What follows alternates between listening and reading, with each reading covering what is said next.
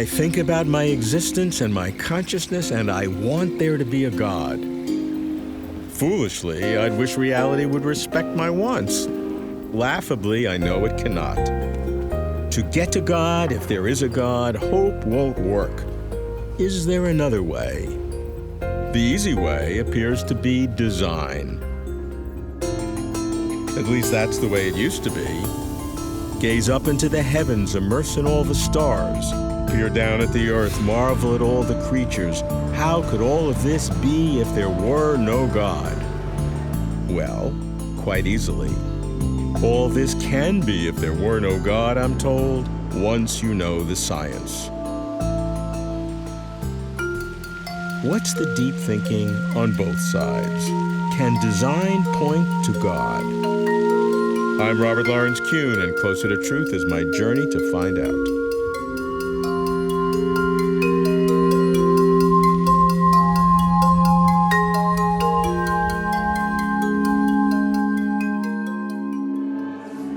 For those who believe in God, the argument from design seems obvious. I've thought about design for decades. I've grown more skeptical, and that makes me sad. Yet recently, with advances in physics and cosmology, and even in philosophy, arguments on both sides have become more sophisticated. So I start over, approach design afresh. I begin with a baseline of belief, a scientist who believes that God exists. The Professor Emeritus of Astronomy and the History of Science at Harvard, Owen Gingerich. Owen, as an astronomer and as someone who believes, how do you look upon the argument from design as being potentially helpful to see whether God exists? Well, first of all, I have to say that I'm very impressed by the congeniality of the physical universe for the formation of intelligent life. There are so many things that seem to be almost on a knife edge, that they're just right. So much so that it's really quite awesome. But I'm very ambivalent about this because I don't think you can make a proof argument out of design because there are too many ways of looking at it. Mm-hmm. I think if you approach the universe with eyes of faith, then all of these wonderful aspects do become evidence that there is something special, and this is a very logical way of understanding what is otherwise a deep mystery. I'm sure that someone who isn't impressed with this will not find this particularly persuasive, won't necessarily drive you to the existence of God. So, what we're saying is that if you come with a predisposition to believe, then the data of the physical universe is very consistent with it. Very much so. I just feel that this explains more than disbelief. There is so much data from cosmology that I think skeptics have had to think about this fairly hard. And I know skeptics can say, saying that God was a designing creator doesn't solve anything for you, it just moves it back one step. I'm not sure how to address that, but it is part of an integrated system of beliefs that I have. I think it hangs together. You see, otherwise, I'm forced into a position of saying, well, it's all chance. The universe is meaningless and purposeless. And that I find myself psychologically incapable of accepting. Owen is honest. He just cannot accept a universe without meaning or purpose. But his argument from the congeniality of the universe for life to the likely existence of God can be undermined, if not defeated, by multiple universes. Physics predicts staggering numbers of universes, and if the number is sufficiently large, perhaps infinite, anything that's possible becomes inevitable. A universe like ours, with living beings like us, must occur. And because we can exist only in a universe that is congenial for our existence, We imagine we see design when we do not. All we really see is randomness through the biased lens of self-selection. But can design be resurrected? I recall my talk with Ernan McMullin, a Catholic priest who studied physics with Schrödinger and was chairman of philosophy at Notre Dame. Ernan died in 2011. My notion of creation is such that God brings the universe to be in a single act of creation, and it is the way that God wants it to be right from the beginning. God doesn't have to, as it were, slip in a mosquito here and an elephant there or anything like that. Now, Aquinas, when he looked at that issue, said the only way in which I can understand that is to suppose that the universe from the beginning was such that, for example, animals will in fact, by instinct and by structure, be proper for their own environment, will lay eggs at the right time of year, will, so to speak, and so on. All of that in detail, that seems to require a designer.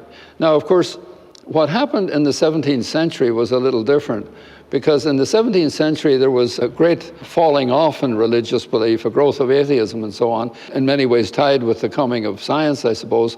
But at any rate, what happens then is that those working with the living world, they said, look, there is in fact a kind of adjustment of means to end here, that the structures of living things seem to be just right for that kind of being, and the behaviors, the instinctive behaviors in particular. Now, how could that be? Because these are not thinking beings. How do they know how to do the right thing? I mean, why do they do that? Okay, so a whole argument from design was constructed in that time, and it was a very good argument, because that was the best answer you could get at that time. And then, of course, Darwin comes along and says, well, I can give you a different answer. And Darwin's answer has turned out to be very persuasive. Now, that argument from design has collapsed. And so that line of thinking, it seems to me, is simply not profitable anymore. The only argument from design that I can see, or that's even remotely analogous to that would work today, I think, is to look at the conditions under which there should be a universe of this kind at all, and to say that the universe as we have it is a very specific kind of universe. It's a life-bearing universe, and it turns out, according to the best science of today, that that's a very specific kind of, it has to have a lot of adjustments at the beginning, so what is called sometimes fine-tuning, in order to be the kind of universe that it is. That argument is not really the traditional argument from design. It involves a design in one way, but it does it not by supposing that a design is imposed later on within the history of the universe, but rather to say that the universe from the beginning, from its beginning, is the kind of universe that one would expect from a creator who in fact sees the future of human beings as part of that universe. One last thing about that. Traditionally, the argument design was a kind of standalone argument, that if you look at, for example, living things, you must see that God has to be invoked and so on. I don't see this argument as a standalone argument. It has to be taken in conjunction with a much more metaphysical argument, which is why there should be a universe at all. If you allow that question to be asked, and physicists block it sometimes, but if you allow that question to be asked, then the argument from design takes a very comfortable place within it. I have no patience with so-called intelligent design, because that's an act of desperation, so to speak. That's trying to, as it were, revive pre-Darwinian argument. I don't see that that is going to go anywhere. And in fact, it can do some harm because it sets science against religion. On the other hand, the initial argument from design, as you've postulated, the fine-tuning argument, how strong do you think that is? Like any theory, you have to look at what the alternatives are, and it's only as strong as the weakness of the alternatives, so to speak. Now, the alternatives here, are possibly it's a chance, the universe being this way is a chance thing, or possibly we have a multiverse within which there are many, many, many universes, and only one of the right kind, or possibly a small number of the right kind for there to be human beings or living things generally. Now, that's a possible answer. And the way in which, to my mind, one can get something of a resolution here would be if, in fact, that theory, the multiverse theory, could be converted into a fully scientific theory, which has not yet happened, then, in fact, it would decrease the plausibility of that argument from design. All of that. Ernan rejects intelligent design, a traditional argument from design where God would need to intervene. He prefers a contemporary fine-tuning argument from design where God from the beginning got it right, structuring the universe to bring forth human life. After all, why would God, being perfect, need to intervene? But Ernan concurs that multiple universes, if real, would decrease the plausibility of any argument from design. Although Ernan avows universal design, he does not take design as a standalone argument for the existence of God. Rather, he embeds it in the ultimate metaphysical question, why is there anything at all? I like the priority, focusing on stark existence rather than relying on illusory design makes the strongest case, I think, for God. But I worry that philosophical subtleties may undermine the argument. I ask a philosopher known for his hard-nosed analysis and iconoclastic opinions, Colin McGinn. Colin, the famous argument from design was very powerful, and then with Darwin fell into disrepute. It seems to have been revived lately, particularly with the fine-tuning of the universe. As a philosopher, how do you look upon the argument of design, not in its old incarnation, but in its present one? Well, it's not fallacious in its form. If you observe design in the universe, it's reasonable to suppose there was a designer. And if you've got no other account of how it came about, then it's a reasonable hypothesis.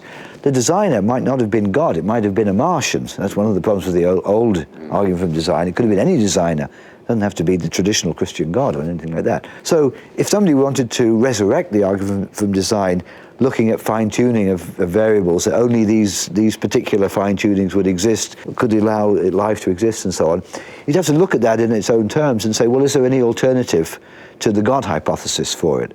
And there generally is an alternative to that. Also, you've got to look to see whether the data really calls for an explanation. In the case of the old argument from design, it did call for an explanation because of intricacy, purpose, and so on. You needed something special to explain that. Natural selection does explain it. In the case of the fine-tuning of the universe, so-called, where things have got to have very specific values for certain things to be possible, it isn't clear to me that needs any explanation, because whatever the universe is going to be, it's going to have some level of values for these variables. So whichever universe you're going to be in, you're going to wonder, well, why those particular values? It has to have some particular values.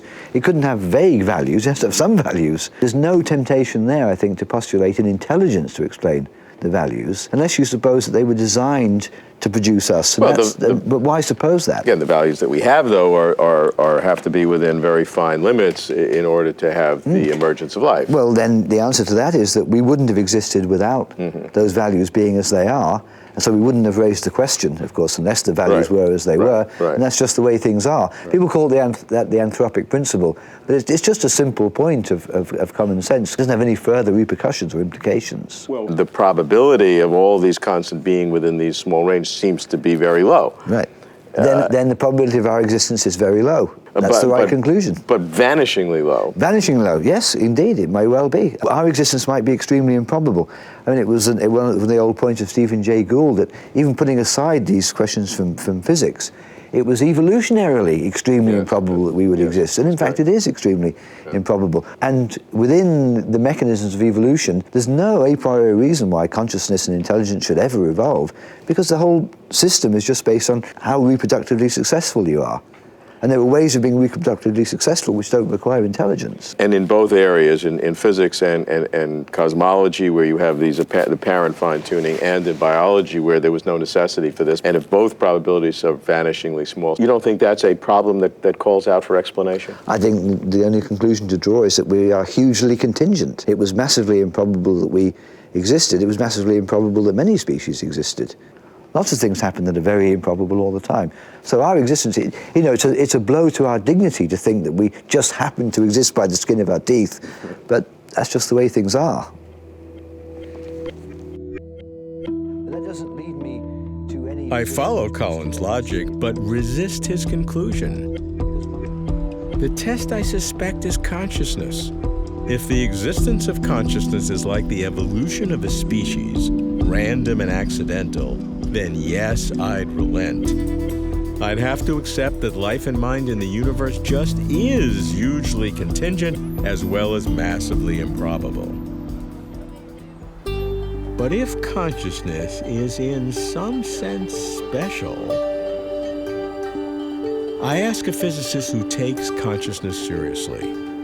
Paul Davies does not believe in God, but he also does not believe that the universe is without meaning.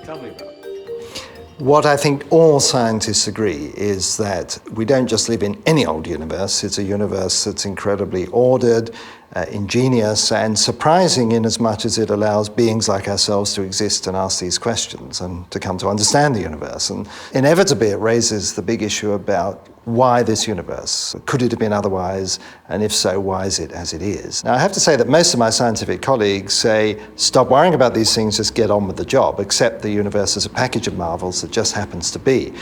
That ultimately, if you press these people, they say, ultimately, there is no reason for why things are as they are. The universe. Brute fact, absurd, pointless. That's right. It's always seemed to me extraordinary to believe that the universe is actually, in this sense, a fake. It's just mimicking meaningfulness. Is the rationality and logical character of the universe, which is the foundation of science, is that ultimately rooted in absurdity? I find that very hard to imagine. So then there's another point of view which says, no, the universe is thoroughly rational at all levels, but there's only one way it can be. If we understood enough about it, if we had some sort of wonderful final theory of everything, we would see that there's nothing left to choose. There are no free parameters. The so-called grand unification theory. That's right. Now, I think that argument is actually easily knocked down. A lot of people support it. But it's very easy to think of other theories which describe logically possible worlds. Not this world, impoverished descriptions thereof, but nevertheless logically possible worlds. So I think there clearly are an infinite number of ways that you could produce no free parameter theories. So it still only shifts the problem up a level. So what's next? So maybe we're just winners in a gigantic cosmic lottery, that what we've been calling the universe all along is nothing of the sort. It's just a small component in a vast multiverse, in this maybe infinite sea of universes. And the key thing here is, instead of the laws of physics being ultimate, universal, absolute, fixed laws, they can vary from one to the other. And then, of course, it's no surprise that here and there, just by chance, there's going to be a universe in which the laws come together in the right way to produce life and observers. Now, that point of view is very popular, but I think it has its own problems, not least of which is that you have to accept on faith the existence of this vast multiplicity of universes. Now, we obviously have a theological explanation. So then we're getting a bit stuck. So, what about the traditional one, the sort of obvious one? The universe looks as if it's been designed. Maybe it has been designed. Maybe there's a designer. Now, this has its own problems because you have to assume that this God is somehow sort of pre-existing, is there before the universe, and has worked it all out and waves a magic wand and brings the universe into existence. And inevitably, people will say, well, how did this God come to exist? This isn't an ultimate explanation. This is just shifting the problem and dumping it in the lap of an unexplained superbeing. Now, more careful theologians will argue that it's maybe possible to have a superbeing of this sort whose existence is contained within itself. That is, God explains God's self rather than having to depend on something else. Now, that's a deep philosophical argument, and I'm not convinced it's actually been successful, but some theologians will try to make that argument. Well, you need it to stop the infinite regress. The difficulty with all of these explanations is sometimes called the Tower of Turtles problems, that each explanation seems to depend upon an assumption of something else, an assumption of something else. And then that leads to the idea that maybe there's a levitating super turtle that's holding this whole Tower of Turtles up, and your levitating super turtle and my levitating super turtle might be different. You may say, well, I'm happy to accept the existence of an unexplained God. I might say, I'm happy to accept the existence of a set of unexplained laws. And we can argue all night over whether your idea is more ridiculous than my idea. But we're having to stop somewhere. And so I've been looking for a way of breaking out of that, trying to say, well, well, maybe this bio-friendly universe has engineered its own fine-tuning, that the parameters that look as though they've been set, they look like a fix, they look like they've been designed for life. Maybe the universe is self-designing, self-creating. Now, it's easy to put that into words. Can we make it work scientifically? And the first thing you have to accept, if you want that, is that the laws of physics are not sort of absolute, God-given or otherwise pre-existing things, that there is some sort of latitude or flexibility in those laws, and that somehow the existence of observers resolves that flexibility or ambiguity. In other words, the observers in the universe are part of the explanation for why the universe can give rise to the observers. It becomes a self-consistent argument. Now, that seems absurd because it makes it look like our existence now has some effect back in time on the Big Bang. Backwards causation. Backwards causation. Now, that looks like a science fiction idea, but actually it is part of fundamental physics. It's part of what is known as quantum physics. It's been known for a long time. When human beings or any other beings make observations of the world at the quantum level, which generally is the atomic or subatomic level, that there's an inherent uncertainty at this subatomic level that is resolved when the observation is made. It doesn't mean we're creating the past. It doesn't mean we're affecting the past. We're not sending information back in time. What we're doing is, by our observations today, we're changing, or at least affecting or contributing to, the nature of reality that was even billions of years ago. Now, normally this is regarded as a tiny effect. An effect also that is relevant only to matter, not to the underlying laws. What I'm saying is that we should extend this quantum fuzziness to the laws as well, and so that observations made today affect the nature of the laws as well as the nature of matter, even in the remote past. Now, it may seem that these observations are only going to affect things on a very tiny scale, but if we take into account the whole vast future of the universe and the possibility that life and mind will spread throughout the whole cosmos, we can begin to see the possibility of a universe which is engineering its own self-awareness. And so the fine-tuning is something that the universe itself can do. This is dealing with what's called teleology. We're assuming that the end result has somehow been baked in from the beginning, which is, at least in the science world, something that most scientists like to avoid. Teleology is anathema to scientists, and it has, of course, a respectable history. It goes back to ancient Greece, and Aristotle talked about final causes, and I think in daily life we have no difficulty with this. For example, if you ask, what is my wife doing in the kitchen? The answer is she's baking a cake. That's the reason that she's mixing the ingredients and heating the oven and so on. And I think we all understand this notion of, with human agency, that there's a point or a purpose or an end goal to it. The difficulty is, can we apply this in nature? When we come to things like the motion of the planets, it seems sort of absurd that there's a purpose or a point. They're striving towards some final goal. They're just doing what planets have to do. So then reintroducing this as an explanation for the universe as a whole might seem a bit of a stretch to many scientists. But I think that what I want to do is to introduce teleology not for any individual motion of a particular atom or a planet or anything of that sort, but literally the entire universe. And you can only do that if you have a looping back, because there's got to be some element of retrocausation. Then you can do it. Otherwise, it's just completely mystical to say that the universe is directed towards something. But if it's got this self-consistency, self-causation, self-explanatory quality, then I think you can get away with it. But of course, it's still a huge step, and I'm bound to say when we put that alongside the other explanations for existence, it looks ridiculous too.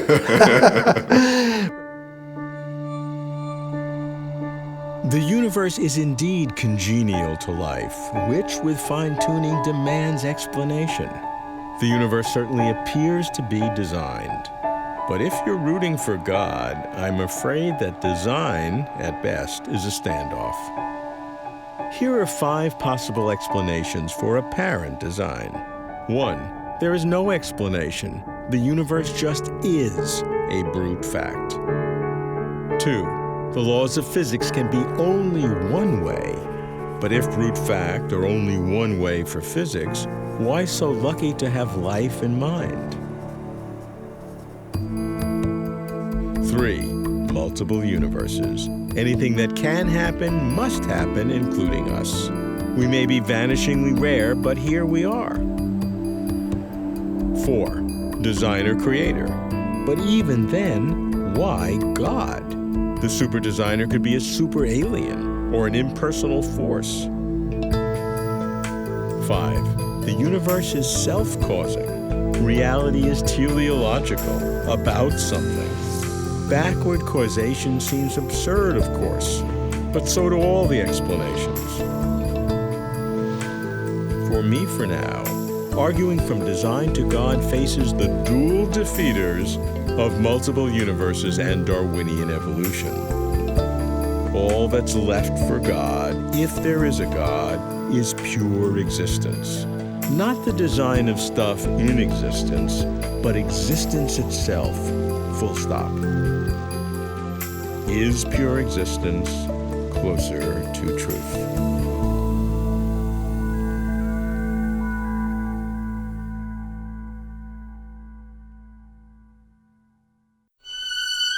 For complete interviews and for further information, please visit closertotruth.com.